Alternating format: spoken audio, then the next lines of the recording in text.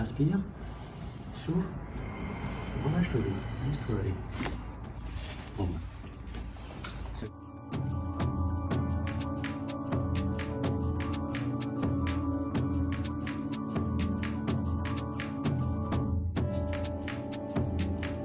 Je vais poser mon pied, la partie large de mon pied à peu près à la hauteur de ses épaules. Ça va être à peu près ma référence. Ce pied-là ne bougera pas beaucoup. Donc je croise les bras. Ensuite, je lui demande de lever la tête et bien s'asseoir. Et quand il vient s'asseoir, moi je fais une grande fente pour descendre avec lui. Donc facile. Et maintenant je lui dis, voilà, pose-toi. Et pour l'instant, c'est relativement facile. Je viens mettre mon bras, mon épaule par-dessus son épaule, enfin, mon creux axillaire sur son épaule, voilà, juste pour me poser dessus, pour commencer à occuper l'espace. Et puis je cherche les tâches que je dois véhiculer. Alors tout à l'heure je vous disais, on va faire les dorsalotes. On va faire les dorsalotes. Donc là, je vais faire les dorsalotes ici. Je vais me poser, je vais prendre mon contact avec les dorsalotes. D'accord ? Ensuite, je pose mon coude. Voilà. Je pose mon coude, je suis en appui sur mon coude et mon pied. Vous voyez, c'est facile. Okay ? Pour l'instant, je suis léger, je n'appuie pas dessus. Je le laisse poser. Voilà. Je le pose presque jusqu'à ma main. Et je suis ici.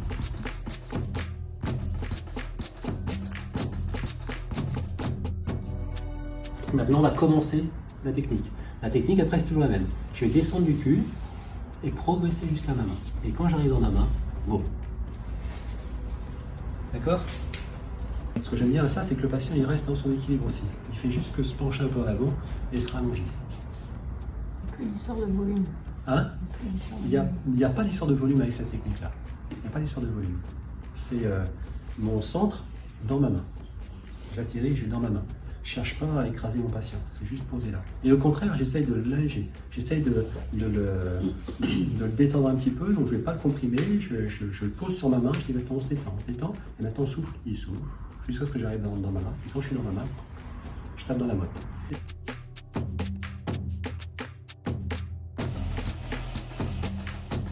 Et pour le coup, le trust, ce qui est important, c'est un petit peu pour ça que je fais cette technique aussi sur la compression de poitrine, le trust il vient de là. Vous vous souvenez de l'exercice qu'on a fait sur le trust, où on est à un trousseau de clés, et on doit densifier pour venir impacter de là. Et le trust, c'est important que le trust vienne de là. Quand vous êtes posé dedans, vous mettez un petit coup de ventre, et ça suffit.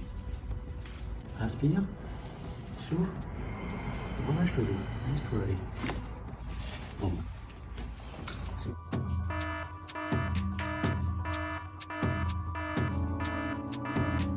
Il y a un écueil à cette technique. Écoutez bien, il y a un écueil à cette technique, c'est d'y enrouler trop la tête. Si vous lui penchez trop la tête, ça peut être hyper inconfortable. T'asseoir. Ça là. Une fois que vous êtes là, si vous faites ça là, ça c'est pas bien du tout.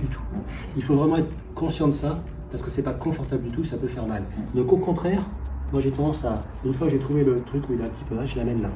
Et après, effectivement, je peux jouer entre mes mains, ici, mettre un petit peu de ça, un petit peu de ça, un petit peu de ça, un petit peu de ça. Mais par contre, je fais attention à ne pas lui enrouler la tête, ce qui est très inconfortable.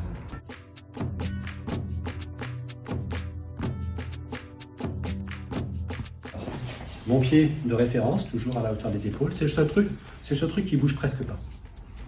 Voilà. Et je vous dis presque pas parce que si j'ai besoin de bouger pour avoir un meilleur équilibre, je m'en prive pas. Mais c'est quand même relativement rare. Pas besoin pour les dorsales peut-être changement. Alors ça c'est pas une question de hauteur des tâches que tu vas manipuler, c'est une question d'épaisseur de bras de tes patients. C'est-à-dire que là tous les deux, lui il a les bras qui sont assez costauds, lui c'est pareil, donc je vais avoir ce qu'il me faut. Moi qui n'ai pas un gros bide, hein, je vais quand même avoir ce qu'il me faut pour avoir un contact cohérent. Si par contre c'est pas assez haut ça, pour quelqu'un qui est un petit peu plus maigrichon, comme moi par exemple, et bien à ce moment-là effectivement je vais croiser comme ça me donne une meilleure consistance. Soit les coudes, là c'est son coude qui est dans son truc et je vais avoir plus de hauteur. C'est juste ça qui change. Donc pour moi, pour mon contrôle antéro-postérieur, c'est mieux. Sinon tu peux aussi enlever un bras comme le... Alors tu enlèves un bras, en fait enlever un bras c'est gênant, c'est moins facile quand tu enlèves un bras. Moi j'enlève un bras quand j'ai quelqu'un qui commence à être très volumineux. Voilà, oui.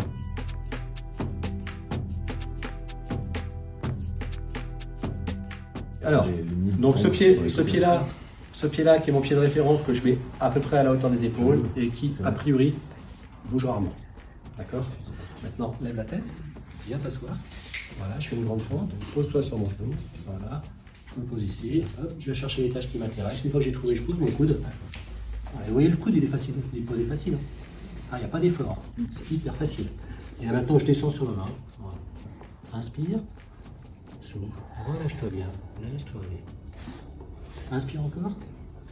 Inspire, inspire, inspire. Souffle. Laisse-toi aller. Laisse tomber.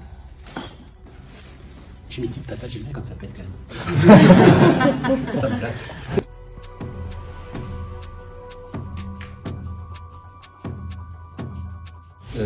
Je me sers de ça. Ouais, mais ta main, tu la ramènes là. Non, je tracte. Je fais une tape comme ça. Il y a juste devant. Alors, juste un petit détail. Si vous avez vraiment quelqu'un qui est hyper, qui est douloureux, qui peut difficilement se relever, soit je l'aide beaucoup plus, soit je le lève presque pas. Je répète, soit je l'aide beaucoup plus, soit je le relève presque pas. C'est-à-dire que parfois, je dis, levez la tête et laissez-vous complètement faire. C'est moi qui fais tout. Voilà. Quelqu'un qui vient avec un abago, vous voulez manipuler une dorsale, c'est comme ça que ça se passe. Surtout, vous ne faites rien, c'est moi qui fais tout. Et encore une fois, vous voyez, moi je fais tout, mais c'est facile à faire malgré tout. Hein. Lève la tête, laisse complètement aller, complètement. Voilà.